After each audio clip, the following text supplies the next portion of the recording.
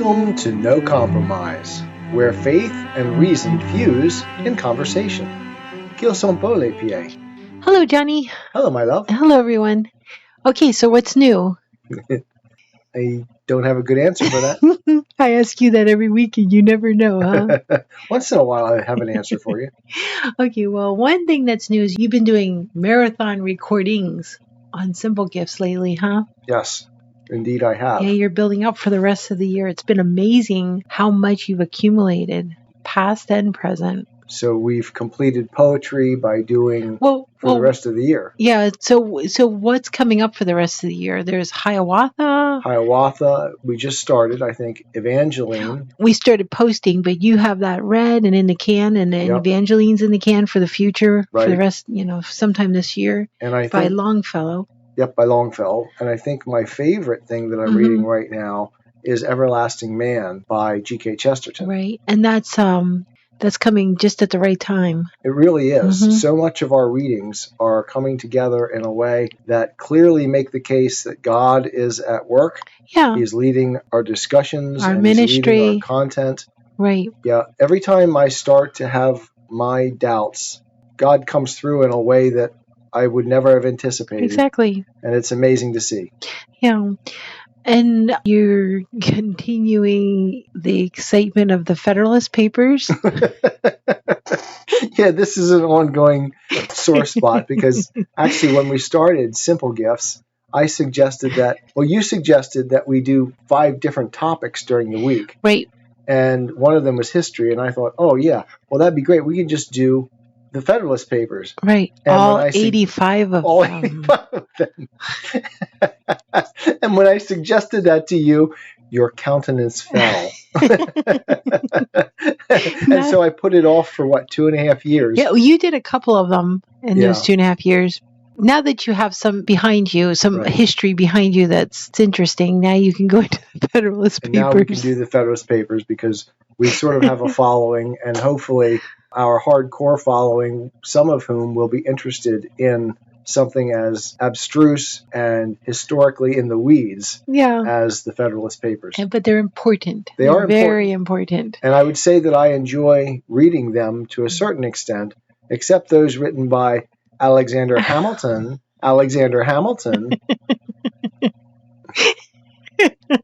Okay, so for philosophy, you've been doing the Platonic dialogues. I think you're going to continue that, right? Yeah, I'll probably pick another one. We finished the Phaedo, we did the Crito, we did the Apology, we did the Euthyphro. So we've amassed and the whole Republic. Yeah. We amassed a pretty good collection of Platonic dialogues. And of course, given their importance in the Western tradition, we'll probably continue with that too. And in literature, you return to your childhood, right? Yeah, what am I reading in literature now? Robinson Crusoe. Oh, yes, I'm reading Robinson Crusoe, which is a great joy to me. Yeah. I remember being absolutely thrilled with that book when I was in high school. So, yeah, that's a lot of fun to come back to. It's kind of eye-opening, too, because it's not very politically correct. It's not politically correct. I didn't realize that until this time around. Which actually makes me happy. Yeah. And it makes me want to read Mark Twain's Huckleberry Finn and Tom Sawyer. Maybe that would be a good one to do in the future. Yep. Since they're being erased. And since we're talking about what we're reading, you and I are reading together 2 things right now. Yeah. Nathaniel Hawthorne's The Scarlet Letter, and Ian McGilchrist's The Master and His Emissary on right brain, left brain, psychology, and physiology. So this is actually an updated version of the old and discredited theories about the differences in the brain. And it is astonishing what we're learning from McGilchrist's book. Growing up, I always thought in terms of the old way they thought of the brain. So this is really interesting. Incredibly finding out. And it makes sense too. Yep. It makes total sense. It explains so much of our culture today and where we've come from. And it gives us almost a biological sense of why Hegelianism is now dominating our culture. Right. To the extent it is.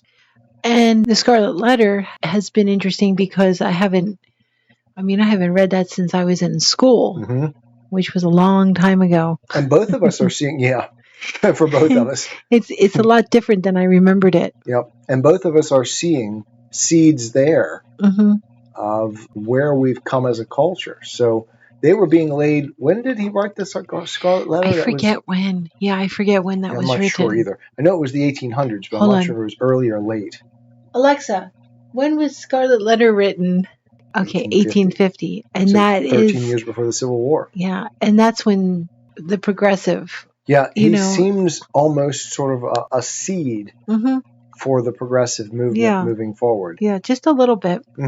It's interesting, yes. Yeah, we find interesting resonances because there was almost an anti-Puritan established there. Christian and almost a critique of the structures of society in a way that would become more, and not that I'm against critiques of the structures of the society, but it's almost like he's laying the groundwork for something like a Marxian view. Right, and then you get to the next decade, and the next decade, and the next decade, and now look where we are now. Yep. Yeah. And this would have been well within the Hegelian time frame. I can't see any other way for societies to go. Well, McGilchrist seems to think so as well. Yeah, because we haven't gotten to that part in the book yet. Yeah, because I think so, because of sin, but yeah, it's interesting. So to combine what's coming up with what you've done so far on Simple Gifts, you have quite a collection and quite a resource for people to tap into. Yep. When I look at it and I think of all the work we've done on it, I am proud of where we've come. And it seems as though God has been with us all the way through it, helping us choose things, finding the right texts. And I think we also have a good set of texts to draw from for no compromise for some time to come. Yeah. And if you've always wanted to read some of the classics, but you just don't have time, you could listen to John read them for you while you're driving or walking or working, whatever you're doing. And so John will have a link in the description to the collection on our YouTube channel. And we also have it on our podcast, but it's all scattered. You'd have to listen to it in parts. But on YouTube, we have everything organized in playlists, so you can go straight through. You can save the playlist to your watch list and then, watch it later. Listen to them sequentially. Right. So, John, what did you post this past Monday on The Christian Atheist? We've finally begun the series that has been delayed for so long because of the interviews we've done. Yep. On the Curse Tablet. And we're combining... Wait a second. It's the Curse Tablet combined with the JEDP documentary hypothesis combined with C.S. Lewis's essay, The Great Modern Theology and Biblical Criticism. And you bring all three of those together in one exciting moment. It's a long moment because there's going to be at least 3 episodes of it, maybe 4. Okay. Yeah, so. So this past Monday you did the introduction, yes. Would you say? And mostly what it ends up being is a presentation of the documentary hypothesis, the Graf-Wellhausen theory, or what's called the JEDP theory. Right. So if anybody wants to catch up on that, you'll have the link in the description for that too. Exactly. It's very interesting. And I think it was a really good Christian Atheist. I hope so. I hope our listeners find it valuable. Yeah, yeah. Okay, so this week we're going to start our discussion of T.S. Eliot's poem, The Hollow Men. Yes, one of my favorites. Yeah, we actually mentioned the Hollow Men in the last 2 episodes when we talked about Eliot's poem, The Journey of the Magi, and we talked about wanting to discuss the Hollow Men at some point in the future. And I also had an ulterior motive because the poem is a heavy one and I didn't feel like doing it. Well, that's why I said sometime in the future. As we said on our walk today, in many ways, this is the mirror image of the Journey of the Magi. Right. And we can talk about specifically why we would say that. But we also did exactly the same thing when we presented the Rudyard Kipling poems. Right. If and Gods of the Copybook headings. Gods of the Copybook headings first, and then if. And one was positive, one was negative. And it's very much the same here. Right. Except in reverse. We did the positive one first last week. Right. As a Christmas in June. Right. Okay, so there's no time like the present, so we're going to talk about the Hollow Men because it's a good time with the way the world's going today, huh? For sure. Okay, so I think we should make a disclaimer when we talk about this. What we're going to discuss here doesn't mean that it's the definitive interpretation of this poem, right? We're trying to place it in Eliot's time as well as in our time. But in the end, this poem can be interpreted personally to anyone who reads it. And any good poem can. Exactly. And that's the point. This is a really good poem. It is an incredibly powerful poem, and it speaks with many voices. And when we read it and understand it, I think, closely to the way that Eliot himself would have. But Eliot was too smart to think that there was only one way to look at this. Right. Like last week when we talked about, the last 2 weeks when we talked about the journey of the Magi, when someone asked him about a white horse gallop away in the meadow, he answered, that's what it means. That's what it means. Exactly what I said. Right. Eliot was very wise to not give away what his own meaning to his poems. Yeah, if a poet interprets his own poems, he's limiting the future. Right. He's limiting himself, because as an artist, what you say, you should know, has been bequeathed to history. Right. And history will always be acted upon by the past and what comes following it. Right. Okay, so the title is The Hollow Men, as we said. And as a side note, the title was supposedly the combination of The Hollow Land by William Morris and the Broken Men poem by Rudyard Kipling. I never knew that until you researched it and found that out. That is truly fascinating. And that provides an interesting tie between the fact that we just did 2 Rudyard Kipling poems and Lewis Kipling and Eliot himself. I always do that when I'm talking about Lewis or Eliot. I confuse the two in my head, because they are so incredibly important to me, both of them. And they were contemporary of each other. And Eliot himself was a compendium of knowledge. He is one of the most knowledgeable poets ever. I mean, he has mastered the entire Western tradition of poetry. And so that he knows and quotes someone like Rudyard Kipling, that's like the simplest of candy for him. Right. So William Morris and Rudyard Kipling combined in the title of a poem, that is Eliot to the nth degree. Yeah. So that's where we're going to go next, is who is Eliot? T.S. Eliot. We really went over him in our last 2 weeks episodes, episode 49 and 50. So there'll be a link in the description to that if you want to know more. But I mean, briefly, Eliot was a modernist writer in the 20th century. So I have a question, John. Modernists are known for undermining authority and breaking boundaries, right? Right. And Eliot, of course, I mean, he broke literary boundaries. Especially in this poem and in the Journey of the Magi. But do you think he legitimately broke traditional boundaries? He seemed to have written his work within boundaries, don't you think? When I hear his writing, it feels as though he's questioning and commenting, but within the traditional boundaries. Eliot is a fascinating case. And I love T.S. Eliot because he actually represents exactly that. You and I both score extremely high on openness to experience in psychological testing. Right. And I bet Lewis... There you go again, confusing Lewis with Eliot. Eliot would have scored extremely high as well. So he was like us in a lot of ways. Right. He was extremely open to experience. He was incredibly smart. Now, I'm not saying I'm smart, but he was incredibly knowledgeable of all of the Western tradition, which gave him a foundation from which to depart. And that is the legitimate way to be a critic of one's culture, to truly have the foundation first.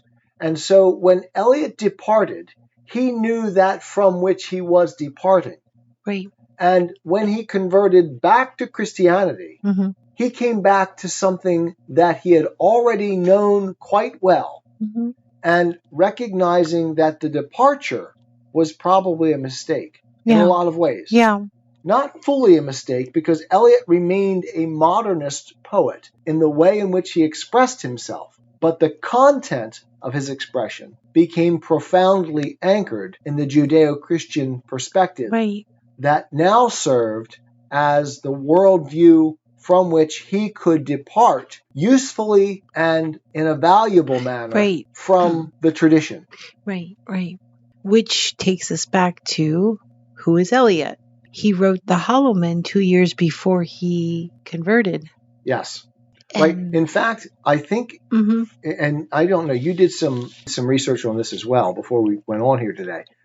My understanding of the Hollow Men is that it was produced from the leftover materials of his most famous poem, The Wasteland, which was published, I think, in 1917. I'm not sure when it was. But I do know that, go ahead. Yeah, that was what established his notoriety. Brand? Yeah, it made him famous. And he became like, with that poem, that one poem, made him like the guru of the modern tradition. Yeah. And when he finally converted to Christianity, it was like the whole culture that had gotten behind him was like, what? What? What are you doing? Like, you can't do this. You're our guru. Right. And so sort of like incredibly brave of sort of like someone very popular converting today. Yes. You would say? Yeah. Yeah. Okay. So we'll get back to now the Hollow Men, the actual poem. Since we talked about Eliot a lot last time, the last 2 episodes. Yep. Okay, so the world in which the Hollow Men was written was post-World War I Europe. A New York Times obituary for Eliot in 1965 said that the final 4 lines are probably the most quoted lines of any 20th century poet writing in English. Yes. Not with a bang, but with a whimper. Yeah, it's unfortunate because I think Eliot said that became associated with the atomic bomb eventually. Those last lines that which was silly. Yeah, I think he said he would have written it differently. Yeah. Did he say? I think you said that when you were researching it. Yeah, that reminds me, now. Though, so much of what we're doing with the Christian Atheist here recently, and what C.S. Lewis says about the problem with biblical criticism, is that they think somehow they can look at the text and read behind it, when they fail to even really understand what the text was. Because with Eliot, there's no way it could have any reference to the atomic bomb. Right. Not in post-World War I. No, and this poem came out in like 1925. And so there was no atomic bomb. It wasn't even on the horizon at that point. Right. So it's a ridiculous conclusion. Right. So, John, here's a question. Do you think the exciting thing about this poem, about the Hollow Men, is that you as the reader kind of gets to interpret what it means? I think that's helpful. Yeah. Because we can look at it and see like those desert times in our life and those moments when we feel ourselves enacting like the imposter syndrome that I felt when I graduated from college and from graduate school. Yeah. And we can recognize that sense that Eliot is getting across here, that he is attributing, I think, broadly speaking, to Western culture post-World War I. Yeah, yeah. So would you say at the very bottom of this poem, at like its foundation, it's a poem about meaninglessness and the inability to do anything about that meaninglessness? Yeah. It's the lack of ability of human beings to confront the meaninglessness of life and triumph over it. And remember, this was before he converted. Yes. So it's very interesting. It was just 2 years before. Right. So this is the poem of despair. Right. And so if you go beyond what the poem means to yourself and think about what it means to the author. Yes. It's interesting. Go ahead. Yeah, it is. Because for Eliot, this, like The Wasteland, was talking about a world in which meaning had been destroyed. Right. And of course, I say that this is the ultimate outplay of the Hegelian worldview. Right. And Eliot was smart enough to know the philosophy, see where it was leading, take the path, recognize that it falls apart. Right. Right? And write The Wasteland and The Hollow Men. And at the end of that say, if this is all there is, I choose Christ. Right. It's like me coming to that point of the moment and saying, look, if here, standing before the looking glass, I can choose a world that is empty of meaning and reality and truth and beauty, or choose the world of Jenny and life and beauty and all of the connectedness and rationality of science and all of those things that I love about human existence. The choice is easy. Right. Right. And that's the journey of the Magi. The journey of the Magi that we which did. We talked about last week. The last 2 weeks. Last 2 weeks. Right. And it's the message of the Christian atheist. And in a lot of ways, right, the ground that the hollow men covers is the first part of the journey of the Magi. Right. A cold coming we have Right. of it. Just the worst time of the year for a journey, and such a long journey. The ways deep and the weather sharp, the very dead of winter. It's like he's talking about exactly the same thing. That depressing part. Yeah, but there's hope. But then he finds the answer. Of the Magi, right? And then we came to a temperate valley, wet below the snow line. And then he comes to the Christ child. And it was, you may say, satisfactory. Right. Right. And the whole talk we had on ordinary. Yes. Okay, so this poem, The Hollow Men, it was published in 1925, so it's only, 7 years after World War I? Yep, and 2 years before his conversion. And the same year your mother was born. That's right. That's right. That's weird to think of. I hadn't thought of that till you just said that. Yeah. So as we said it before, it was 2 years before Eliot's conversion, so that gives us an insight into what was going on in his life at the time. Right. Part of the greater interpretation would be in light of World War I. Yes. If we think of the broader interpretation, the aftermath of death, destruction. I mean, there was tragedy, hopelessness, meaninglessness, chaos, confusion, anger. Yep. Bitterness. And wasn't there a decline in reason and in faith in science? Right. Well, that's what Lewis talked about, right? Yes. And the Roaring Twenties was this turning to pure hedonism almost. A sense in which all we want is just to be indulging our basic desires for pleasure. Okay, so Eliot sees the disasters and the tragedy and the destruction of war, and then he looks over here to the other side and he sees this indulgence in pleasure. Hedonism, yep, the emptiness of it all. And so now he's in the center of all of this, And so there's this uncertainty in God. Yes, for sure. Okay, so the poem consists of 98 lines divided into 5 parts. There's no structure, just like Journey of the Magi, there's no structure or form. Right. But it does have an essence of both, of structure and form, but no official structure or form. Right. And it's so loaded with metaphors, similes, and imagery, right? Unbelievable. Yeah. So let's go to the beginning. The beginning is interesting because Eliot opens with an epigraph. Yes. So, or we might say 2 epigraphs. What, John? Let's begin with, what is an epigraph? So an epigraph is something we take from another piece of literature that is meant to introduce what it is we're about to talk about. And Lewis does this all the time. Yep, he does. And so Eliot does it too, quite frequently. So in The Hollow Men, he says, Mr. Kurtz, he dead. A penny for the old guy. Right. So let's talk about that. Yeah, I mean, that's filled with a lot. Amazing references. 2 lines. And they are meant to present, I think, a dramatic contrast to highlight what's about to come in the poem. Yeah. Because the first one, Mr. Kurtz, he did. Right, because this comes from Joseph Conrad's. And he's actually quoting from Heart of Darkness. Heart of Darkness, right? And it's a character in there. And his name is Kurtz. Right, Kurtz. And Kurtz really is the heart of darkness. He is a dark figure. He's hollow to the core, right? And evil in a lot of ways. Right. So hollow men. But I think that actually Kurtz is being presented here in the epigraph as a man of action. He is the man who does what he's planning to do. There is a powerful sense in which Kurtz is the opposite of the hollow men of the title.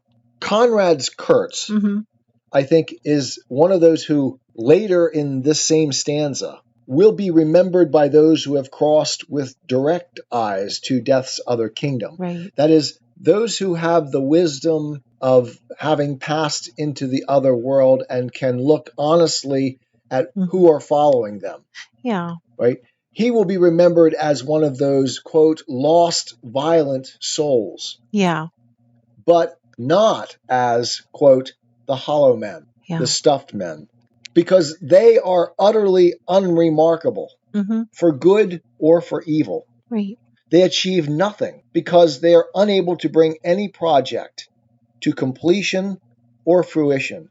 And this is the hollowness that Eliot is seeing around him. Do you think also he's seeing in himself? Yeah, I think he does feel it in himself. Yeah, and he's fearful of his hollowness. Yeah. Of having to face those who, with direct eyes, remember us. Yes. And it's like the judgment of heaven. Mm-hmm. Because we recognize that there is nothing there. And I think Eliot felt that for sure. I mean, I know I did. And I talked about that imposter syndrome. The judgment of heaven or the judgment of those? Yeah, I mean, I guess the judgment of reality itself. Yeah, exactly. That I would have said. Because I was an atheist at the time. Right, and same way with Eliot there. Exactly. But you feel that sense of utter emptiness. You feel almost like an imposter. Mm-hmm. When I graduated with my PhD, I thought, really? Mm-hmm. This is all this studying and this is all I am? I really don't know all that much. I'm not particularly bright and I'm not really in a position to accomplish anything. Mm-hmm. And I think Eliot definitely felt that. Yeah. The world was empty and he felt himself to be empty. Empty, correct. Right? And so you feel and you look at the world around you and you see that there is no completion or fruition to be made from this dead culture. Mm-hmm. And that's echoed in the lines, shape without form, shade without color, paralyzed force, gesture without motion. And to me, it almost seems like he's disgusted with himself. I think he is. Yeah, I think that's a good way of looking at it. Okay, so Kurtz is a man of action, a man who pursues what he wants. He doesn't hold back, and he acts. He moves. He lives his life powerfully, even if he's a dark figure, and he is, for sure. He is a man of action. And that contrasts with a penny for the old guy, which you researched. And what does that mean? You would be better able to explain this because you're more versed in Greek mythology, but it alludes to the river Styx because within the poem, there's a verse that says, gathered on this beach of the Tumid River, which we'll discuss later.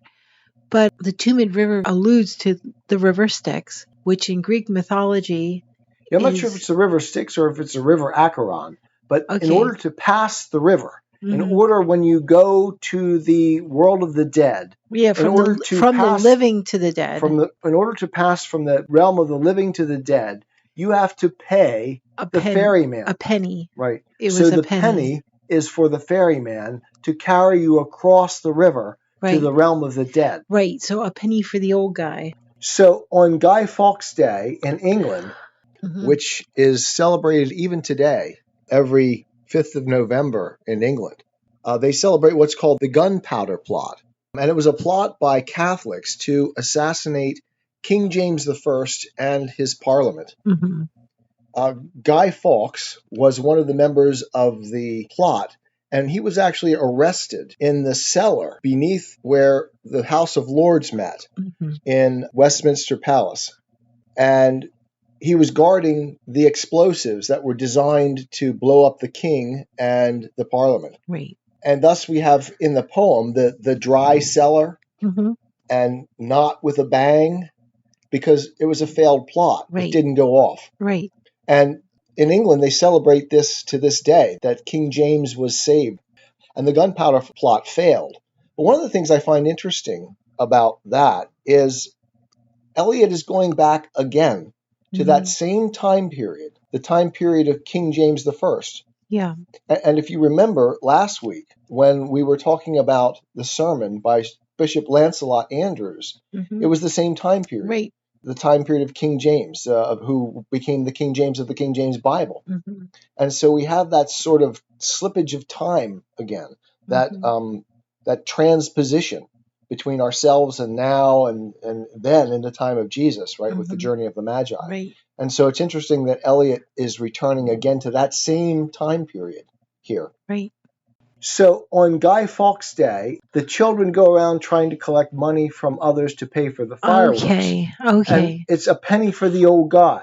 So they're asking for money for Guy Fawkes, who was, of course, executed for his treason and who was not able to do anything of substance. Right. He was a hollow man. Right. He couldn't accomplish anything. So as opposed to Mr. Kurtz, who, not a good guy, but nevertheless knew what he wanted and was able to go after it. But sort of like later on, headpiece filled with straw. Yes. It's emptiness. And of course, that penny is what gets you across to the realm of the dead. Yeah. And every human being has to pay that penny. Right. Right? Because all of us are going to die. Right. Okay. That's interesting. Yeah. So that's the epigraph. We spent all that time to talk about two lines. I am a Christian, with the searching and skeptical mind of an atheist. I don't want to believe anything that isn't true. I know both sides of the looking glass, and I know them with open eyes. I choose Christ's side. I invite you to join me from wherever you stand before the looking glass. That's this week's episode. Thanks for listening. And remember, you can have your religious cake and eat it too. You can have reason, respect for science, a 21st century worldview, and be a Christian.